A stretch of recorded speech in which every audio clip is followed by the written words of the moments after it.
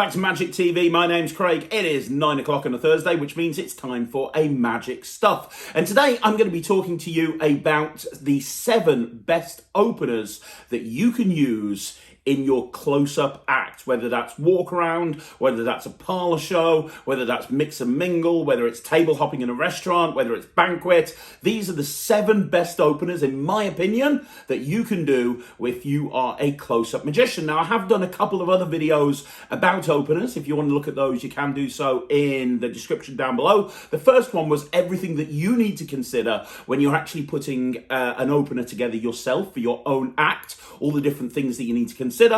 And the second video I put out was the 6 best openers if you're doing a stand-up show. So if you're doing a show on stage, what are the best openers?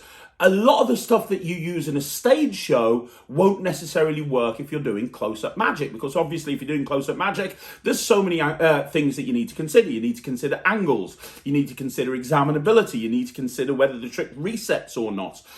You need to consider a whole bunch of different factors. However, the most important thing is that an opener should be quick, it should be visual, and it should grab your audience's attention, especially when doing close-up. Because when you're doing close-up, a lot of the time, you're going to be performing at an event where people might not necessarily know there's a close-up magician. And within a few seconds of walking up to a group of people, you've got to win them over, get them on side, and get them into a position where they want to actually listen to what you've got to say and they want to watch your magic. So the most important thing that I'll say, and I said this in the video about stand-up magic, I'm going to say the same thing again now. The important thing to consider is outside of all of these tricks that I'm going to be sharing with you, you have to learn how to actually approach people and win people over when you walk over to them. There's no point in just walking over to people all shy and going, all right, I'll show you a trick. You got to kind of be charismatic. You've got to win them over. You've got to be immediately the sort of person they want to listen to. And if you look at the first video that I did about openers and about what to consider when you actually put together an act and when you're putting your opener together, I actually talk about this in great detail. So I'm not going to talk about it again. It's just something that you need to consider. But in my opinion, a opening routine when you're a close-up magician should be quick, it should be visual, it should grab people's attention, and it also should give you a level of credibility. In other words, I personally don't think that your opening trick when you're doing walk around is to go up to someone and go, pick a card, any card. Because a lot of people are going to think they've seen that before. Even if they haven't, how many times have you been up to a group of people and you've gone pick a card and they go, oh, I've seen that one before. You need to really stand out. Now, these 7 routines that I'm going to share with you, these are 7 routines that I have performed throughout my career and I continue to perform right now to this day. And I'm going to perform each one of these routines for you, talk about why they're so good, and talk about where you can get them from. So without further ado, let's have a look at opener number 1. So the first opener I'm going to talk to you about is a coin routine. The first opener I'm going to talk to you about is a very, very simple 3-coin production and vanish using a split coin. Now, if you don't know what a split coin is, this is a coin where you basically, it's not a shell. It's a coin that splits in 2 and then goes back together, and it's got Teflon and magnets on the inside. I put out a DVD many, many years ago called Split Happens, which was a collection of routines with the split coin. And the routine I'm about to share with you now was one of the routines on that DVD. Now, you can get split coins from pretty much anywhere. And since I bought out my DVD, Greg Wilson has brought out Split Focus that we reviewed yesterday on the review show. And Split Focus has an amazing split coin with it. It's actually a 3-way split coin, and some of Greg's routines are fantastic. The routine I'm going to share with you is a routine that I've been using as an opener for a very long time. Let me perform the routine for you first of all, and then I'll tell you about why it's so good. Okay, Sarah, I'm going to show you a trick with a piece of nothing. There's nothing to see. Obviously, it's just an invisible piece of nothing. But if I take that nothing and squeeze, I can turn it into a something. That's a Sylvan Morg, $1 right there. That's coin number 1. Coin number 2 is right there. That's 1 coin. 2 coins. Of course, all good things come in 3s. Don't worry about these 2. There's a 3rd one right there. That's coin number 3. Now, when to watch, I'm going to make these coins disappear. First of all, this one, then these 2. If I just squeeze, blow, the first coin vanishes. That leaves us with 2. Let me do that again. you know what's going to happen. If I take that coin there, wave it over that one disappears, which leaves us one final coin. Easy come, easy go. So that's the routine. As you can see, it's literally about only a minute in length, which is really important with an opening routine. It has to be quick, it has to be visual. But the nice thing about this routine is when it comes to coin magic, and one of the reasons I'm so passionate about coin magic is because a lot of magicians don't do coin magic. So when you perform coin magic, especially as an opening routine, no one's going to think, oh, I've seen that before, like they would do if maybe you pulled out a deck of cards. It's immediately something that people haven't seen. When I do multi-magician jobs and there's maybe 3 or 4 magicians on the same job, I know I'm going to stand out from the crowd doing a coin routine because I know that pretty much nobody else is going to be doing that particular coin routine. Now, the trick that I just shared with you, it uses a normal split coin, but what's nice is you're actually 2 coins ahead because of how the routine works, and you can learn it on my Split Happens DVD, but because you're 2 coins ahead, you're actually in a situation where you're actually making, you're doing a 3 coin production, and in reality, you've only got 1 coin that splits in 2.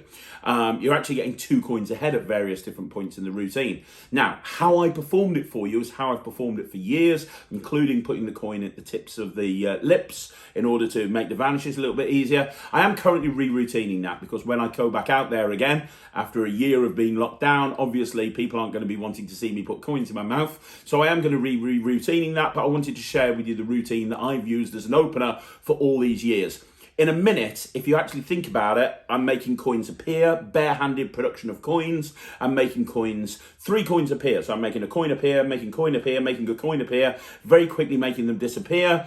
And then because of the properties of the split coin, my hands are empty, completely empty. It's a complete vanish at the very, very end. There are other ways of doing this.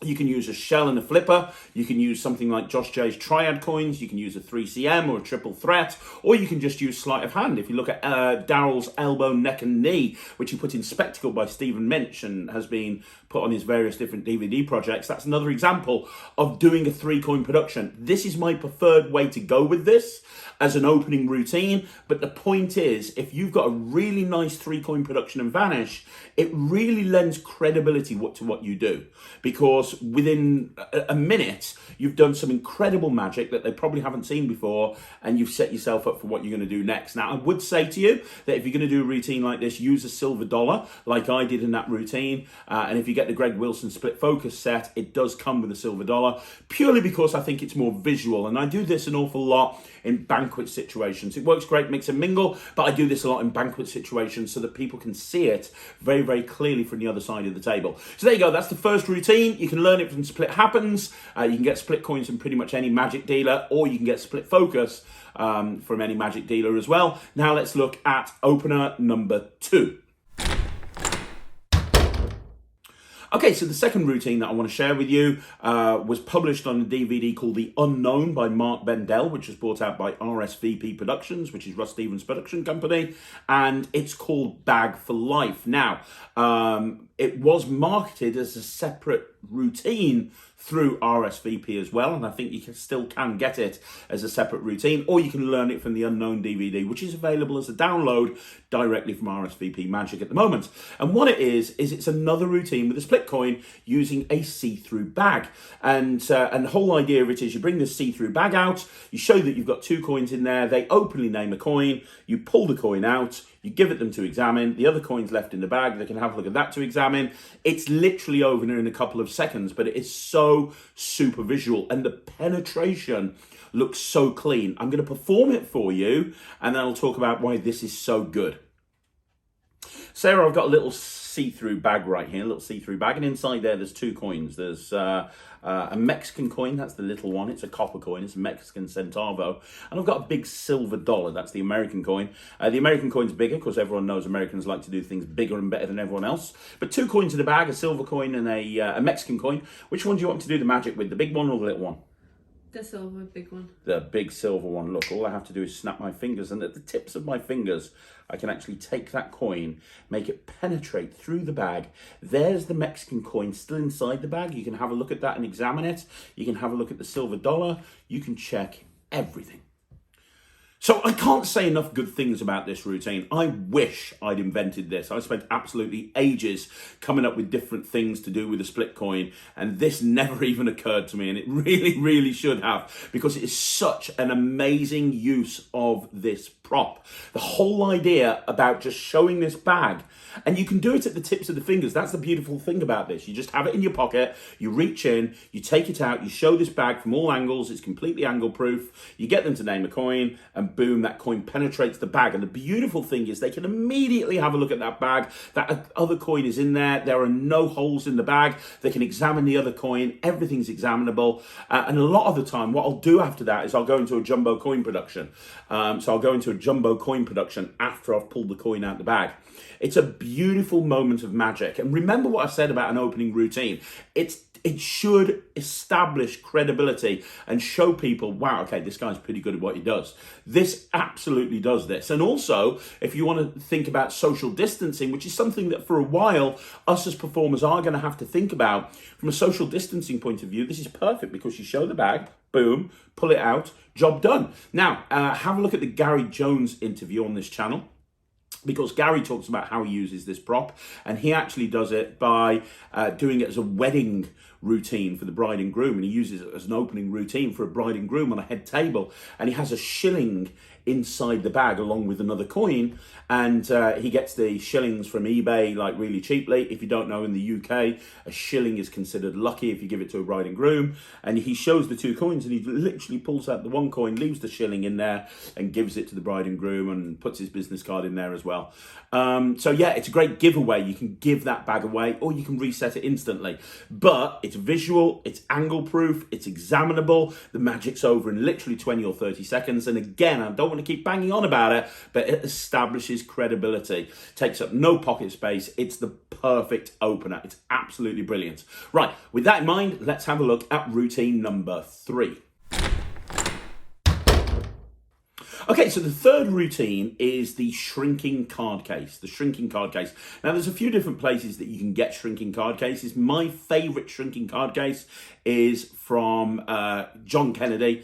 You can get it from dealers, but the best way to get it is from John Kennedy's website direct.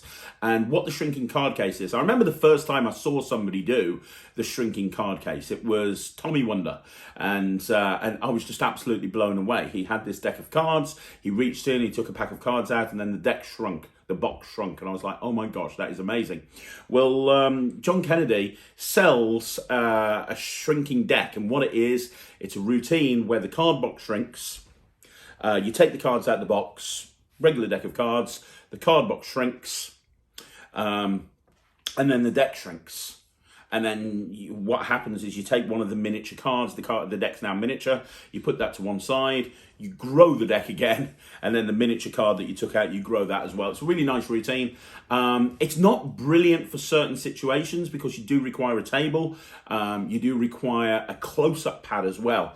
And really, if I'm doing a shrinking deck routine, I do diminishing returns, which I'll be doing soon on Magic Live on this channel. However, it's worth buying this whole routine for a couple of different reasons. One, if you perform on social media, that shrinking deck thing looks absolutely amazing. Secondly, if you're doing a parlor show or something, that shrinking deck routine looks great. It's a great opener to a parlor show where you do have a table or a bunco booth or something like that. But outside of that, just the card case part is an absolutely brilliant opener. If you're going to open up with a card routine, this is great, because if you actually think about the routine, you bring out a deck of cards, you take the cards out, you can give it to someone to shuffle, and then you say, of course, I don't understand how the cards came out of the box this size, and you show this box very, very cleanly at the tips of the fingers. Even if you don't do the rest of the routine, that moment where the box shrinks is absolutely incredible.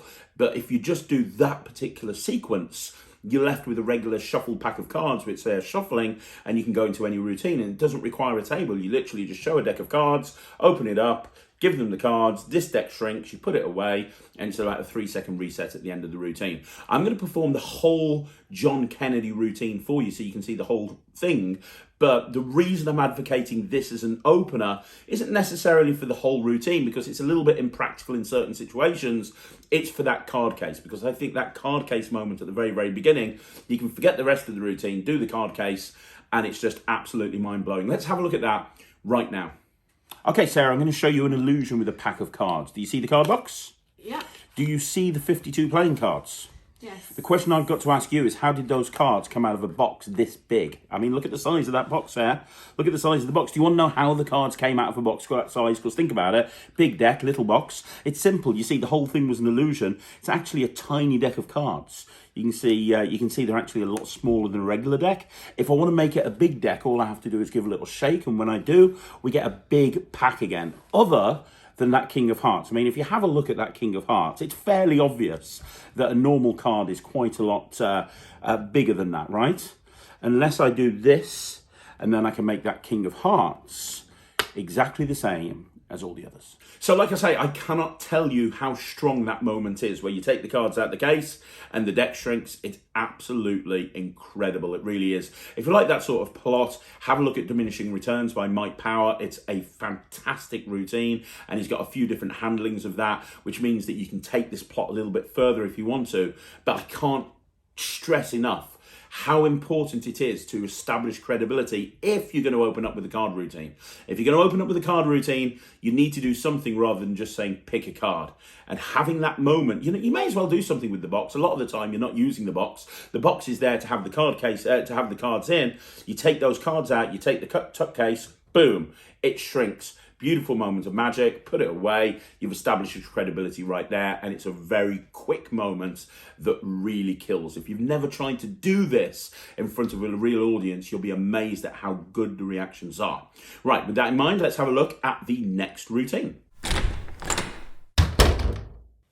So routine number 4 will look familiar for you, and the reason is I featured it on Tuesday on the Henry Evans 5x5, but I wanted to share it again here, which is 3D advertising, which is Henry Evans' way of making a deck of cards appear at the start of a card routine. Now, I will say that there are lots of different ways to make a deck of cards appear, and that, Sudden Deck 3 is another perfect example. There's a lot of different ways of making a deck of cards appear, and a lot of them are really, really good.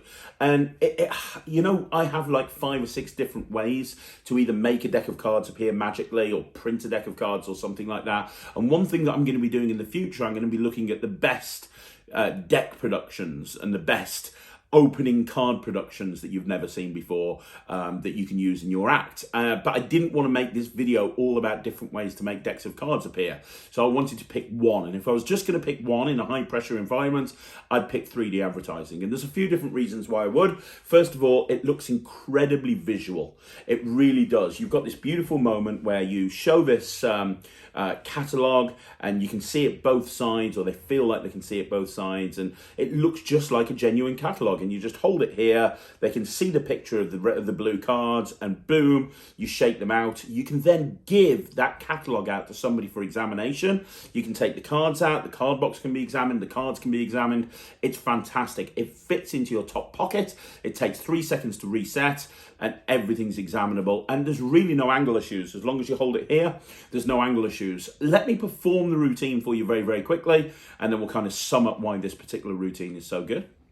Okay, as a magician, I do a lot of card tricks, and I'm actually obsessed with playing cards. I actually buy my playing cards from a place called the Bicycle Playing Card Company in Cincinnati, Ohio. This is the catalogue that you use to buy all of the decks of cards. And as you can see, there's little decks, there's big decks. In fact, you've even got different coloured decks. The black ones are worth a lot of money. But my favourite cards are the blue ones. So I went to watch that blue deck of cards, because if I'm a magician, I shouldn't have to buy these cards.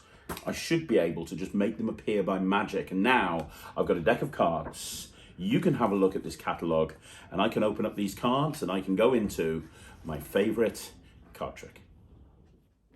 So there you go, that's 3D advertising. Honestly, I can't tell you how much it kills, especially when you give that when you actually give that catalogue out, and they can see, and they'll be there looking at it and thinking that there's something special there, and then they can examine the cards and they can examine the card case. In fact, when I did the virtual show, and thank you to everyone who came along to the virtual show last week, when I came to the virtual show, and I was performing at the virtual show, anybody that was there will tell you, my act, I opened the whole show and I did a card routine, and I opened my card routine by doing this particular trick. So there was 100 people watching that show from all over the world, magicians and laymen, previous clients. I knew I had to nail it, and I did 3D advertising. That should tell you what I think about it as a deck production. I think it's absolutely fabulous. Yes, there are other ways of producing a deck of cards, but this is so practical. It just sits in my top pocket. And I have had people say to me, what happens if the catalogue gets grubby? Well, I've been using the same thing for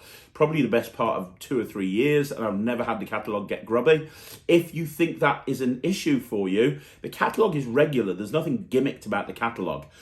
So what you could do is you could maybe take it to a copy shop and colour photocopy it onto glossy paper and just fold it in the necessary places, and you've got a replacement in case anything should ever happen to it. But I've never had that. I've never had an issue with it because I just keep it nice and safe. When it's in my close-up case, it's in a special section put out of the way, and then I carry it around for the gig, and then it goes straight back into that section. But it is a really strong way of producing a deck of cards. And I do think that you have to do something. If you're going to do a card routine, you have to do something, something to grab their attention. The shrinking deck is a great example because that's something is happening. The box is shrinking. This is another great example. Boom, a deck of cards is appearing from a catalogue. You have to do something to show people that you're not just going to take a deck of cards and deal 3 piles of 7 cards, right? You have to establish credibility right at the very beginning. I'm going to share with you one other way that I use to open up a card set if I want to establish credibility, and that's coming up right now. Okay, so number 5 is the Torn and Restored card by Bob Swadling, which is now marketed through Changing Cards, which is owned and run by Richard Young. Now, we reviewed this on the channel a couple of weeks ago, but I've been using the Bob Swadling Torn and Restored card for years. I mean, absolutely for years. I'm not going to go into too much detail on this because you can have a look at the review that I put on it. I had a review a couple of weeks ago where I reviewed it and I gave it 100%, and it's for good reason that I gave it 100%. This is one of the best openers you can use when you're doing a card set.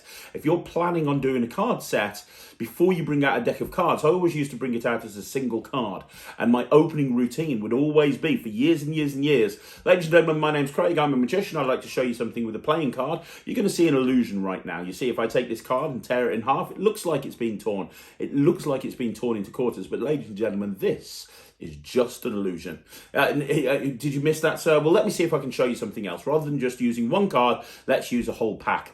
When they see, because normally Torn and Restored cards, especially things like the Reformation and Rehab and things like that, they're very slow and they're very deliberate and they take a long time, right? This is very, very quick. Now, I have had people say in the review show, oh, what happened? It can't be examined. That means it's not very good.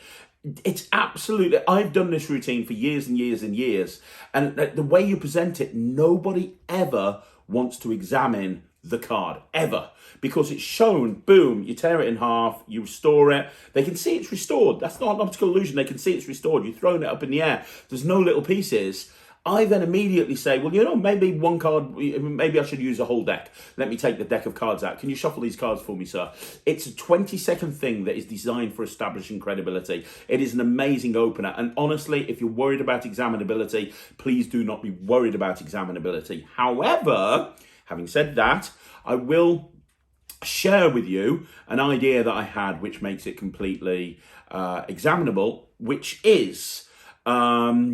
well, there's a couple of different ways. Obviously, the obvious way is using a Himba wallet or something like that and taking it out of the wallet and saying, let me show you an illusion with one card in a wallet. And then you put the card away afterwards and then you can just flip the wallet over, or you can do the same sort of thing with a Himba envelope or something like that. But the other option is kind of combining an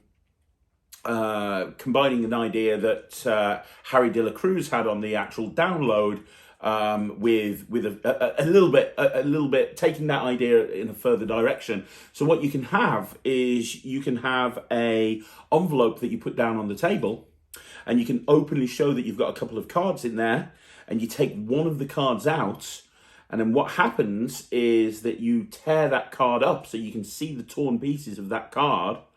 And then what happens is you throw it up in the air, as in Harry's idea, and you've got that card being restored and switches. So now it's changed into the card in the envelope.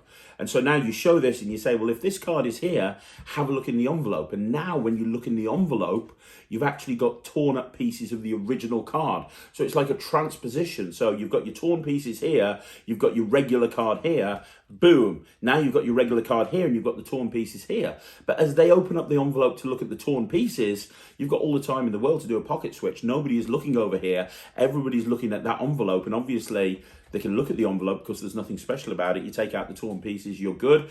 Anybody who wants to know how that works, just message me. But it's using a mark leverage idea to switch a regular envelope. So there's no gimmicked envelopes in play. It's using a mark leverage idea to switch a gimmicked envelope, along with Harry Delacruz's idea of doing a sort of a flash change with Bob Swadling's torn and restored card. Either way, torn and restored card, trust me, makes an exceptional opener. And they are available now. I don't know how much longer because they take a hell of a long time to make. So I'd contact Richard Young if I were you. I'll very quickly play you a performance of me doing the torn and restored card. So let's have a look at that performance right now. So, right, I'm not doing this for you. I'm doing it for your mum behind the camera. Sarah, can you see the card? Yes. Okay, I'm just going to tear it down the middle. Now, I want you to tell me, does it look like I'm tearing the card? Because this is actually an optical illusion. Does it look pretty good? Yeah. And if I do it again like that, does it look like I'm tearing the card again? Yeah. So how many pieces does it look like I have now? If I'm doing this right, it should look like I've got 4 pieces. Yeah. Yeah? Watch. 1, 2, 3.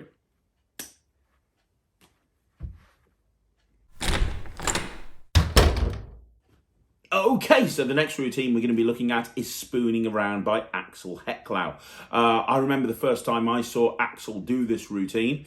It was years and years and years ago. He showed me in the Ruskin at Blackpool. I was absolutely blown away.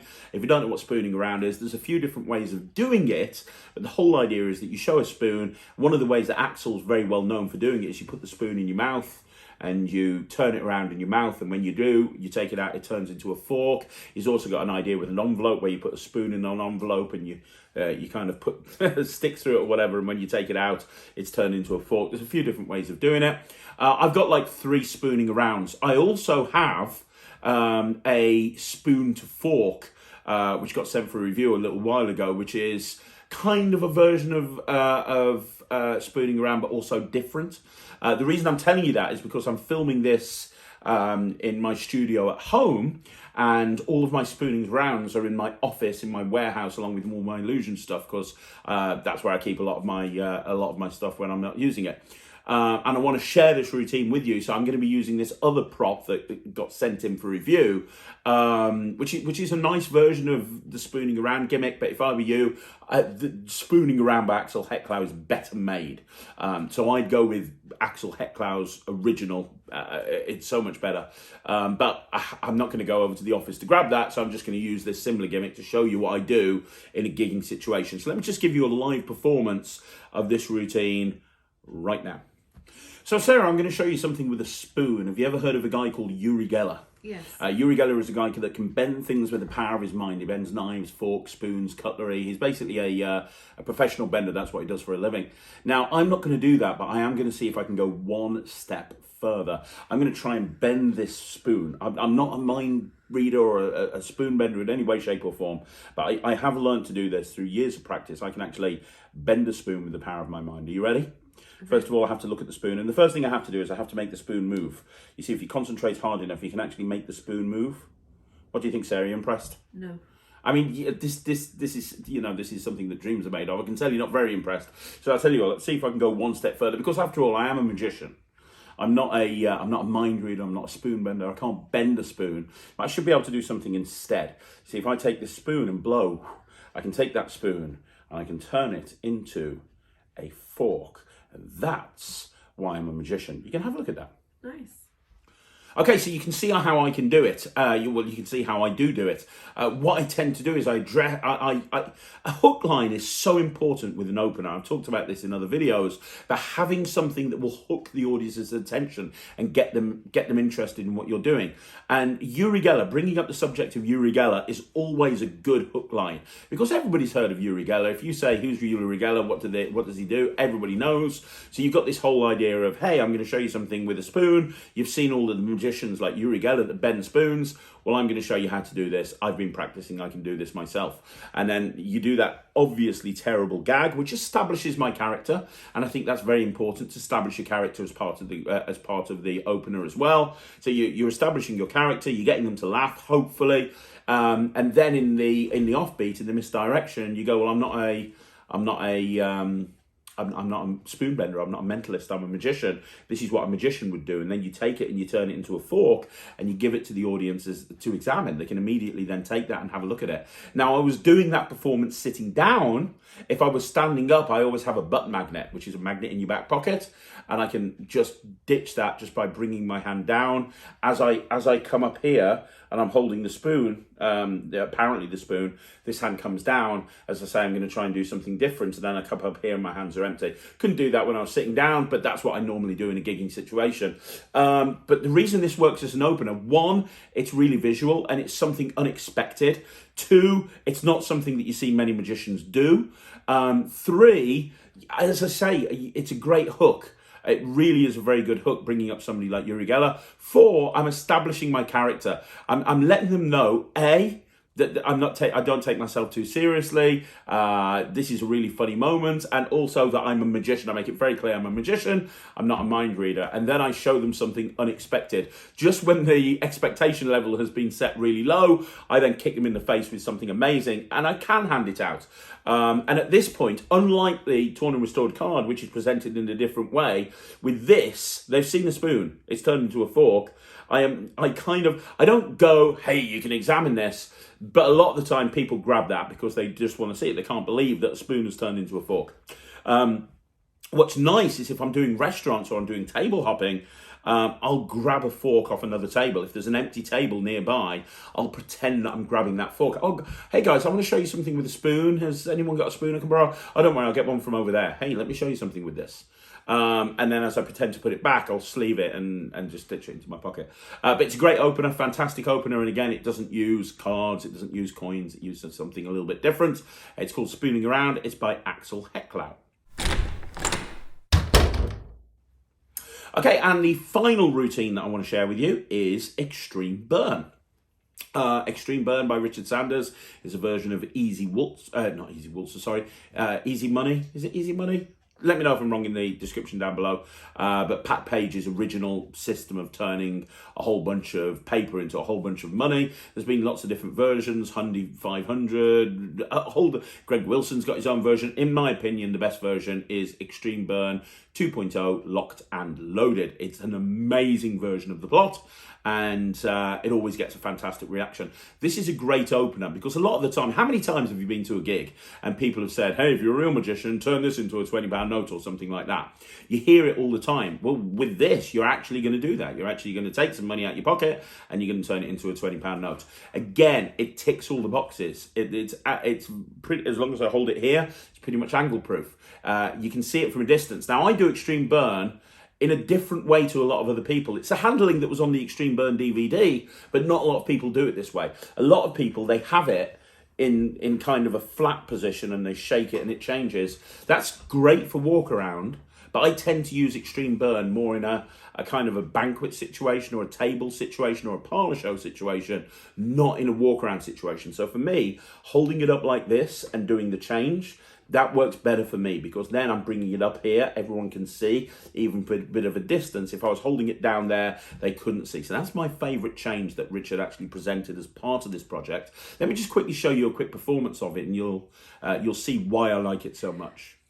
You know, as a magician, a lot of people say to me, oh, what card trick are you going to do? What coin trick are you going to do? Well, the thing about being a magician is you can do magic with anything. So, for example, inside my wallet, I have some receipts. Now, these receipts are the same size, shape, and weight as £20 notes. They are exactly the same in every single way, other than these receipts are absolutely worthless. Now, I want to show you the main reason why I like being a magician. It's because you can do magic with anything. And this is the sort of magic that dreams are made of. Watch and don't blink. I hold the receipts right here at the tips of my fingers. It happens on 3. 1, 2, 3. And that's when the receipts change into 20, 40, 60, 80, £100. And that is why it's really cool being a magician. So as you can see, it's really quick, it's really visual, it grabs people's attention. You're doing something that every single person wishes they could do. They wish they could take receipts and turn it into money. They really, really do, right? So you kind of, somebody is going to be thinking, oh, if it's a real magician, he can do that. And then you're doing that for them.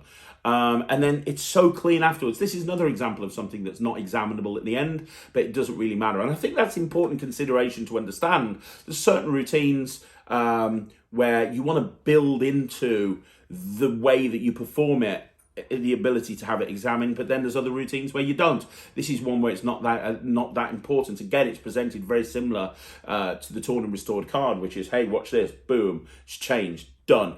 Now, I do perform this routine differently sometimes. Sometimes I'll do it as a bit of a pseudo pickpocketing routine and still use it as an opener. And in that routine, I talk about how, hey, magicians, I'm not just a magician, I'm a pickpocket. Before I actually start my act, I'd like to show you some pickpocketing. And I do a thing where I've got a Himba wallet. I actually use a Gentleman Jack wallet from Alakazam. And it's got 5 £20 notes in one side, 5 receipts in the other side. And I open up that wallet and I show that you've got £100. And I ask them to hold it in between their hands. And I say, I'm going to try and get that money out of that wallet. And I have to use misdirection. I then reach into another wallet and I bring out the receipts and I do extreme burn, boom, and I say if the receipts are here, so I say if the money's here and I've got the money, what's in the wallet, and take the wallet off them and open it up to the other side because it's a Himba wallet and inside are the receipts. It's a really nice way of presenting it as well. So there's more than one way to present this routine, but the whole idea is it's quick, it's visual, it grabs people's attention, and it's going to be something different to what people have seen before.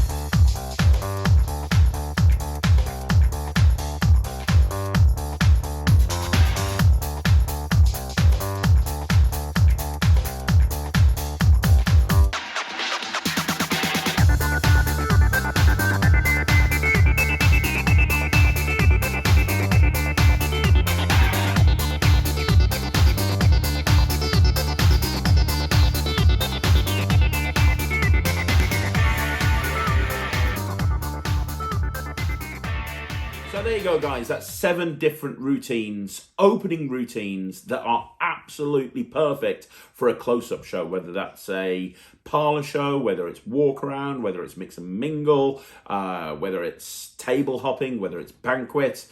It's 7 routines that I have used personally myself that I know kill in a close-up environment. There's many others. I might do a follow-on video to this down the line because there are other routines I've used as a closer as well. So I'll probably do a follow-on routine. If you want to see that, let me know in the comments down below. And also, let me know if you'd like to see that video about like the best ways to produce a deck of cards, because I know a lot of different ways of producing a deck of cards, a lot that you might not have seen before. So if you want to see that video, let me know in the comments down below. And finally, let me know what your opener is. Do you do any of these routines as an opener? If you do, let me know in the comments down below. And if you don't, what's your opener? I want to know. I want to know what your opener is. Please put it down below. When you're going to go and do a gig, let's say you're going to go and perform tomorrow and you want to go and make a really good impression where you walk over to the first group, what is your opening routine going to be? If you haven't seen the other videos I've done in the series, please do so. You can watch the video on how to construct a perfect opener and also 6 routines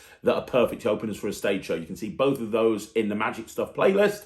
Outside of that, don't forget to subscribe to the channel. If you want to see more videos like this, please do me a favor and like the video. Leave a comment down below, and I'm going to be back tomorrow, Friday. I'm going to be here at 2 o'clock with the Magic Shorts. I'm going to be here at 6 o'clock with the Magic Live, and I'm going to be here at 9 o'clock with a Magic rant. So there you go. I'll see you again tomorrow. Thanks very much for watching. My name's Craig from Magic TV.